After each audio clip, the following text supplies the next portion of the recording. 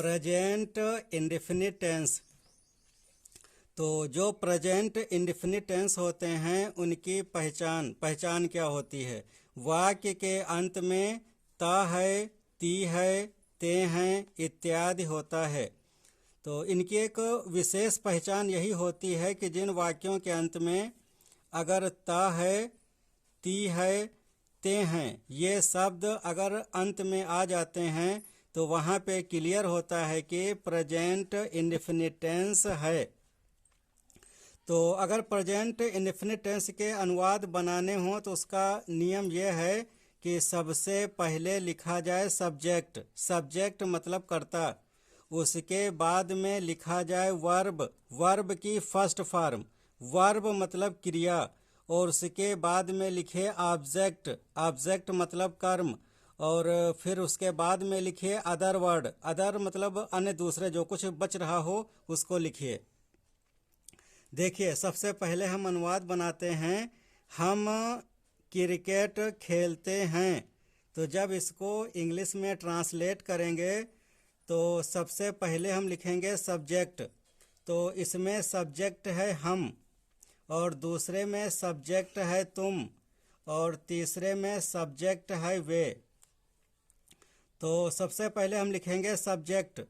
तो सब्जेक्ट है हम, तो हम को इंग्लिश में कहते हैं वी। ये सब्जेक्ट हो गया। और सब्जेक्ट के बाद लिखिए वर्ब। तो इसमें वर्ब है खेलना, इसकी वर्ब है खेलना, और खेलना को इंग्लिश में कहते हैं PLAY प्ले। और फिर उसके बाद में लिखिए ऑब्जेक्ट। तो इसमें ऑब्जेक्ट है क्रिकेट, तो क्रिकेट को इंग्लिश में कहते हैं क्रिकेट। और फिर लिखिए अदर वर्ड। तो अदर, इसमें कुछ अदर बचा ही नहीं, ये हो गया ट्रांसलेट। हम क्रिकेट खेलते हैं तो इसको इंग्लिश में कहेंगे वी प्ले क्रिकेट। अब दूसरा अनुवाद देखते हैं। तुम शहर में रहते हो, इसको इंग्लिश में ट्रांसलेट करिए।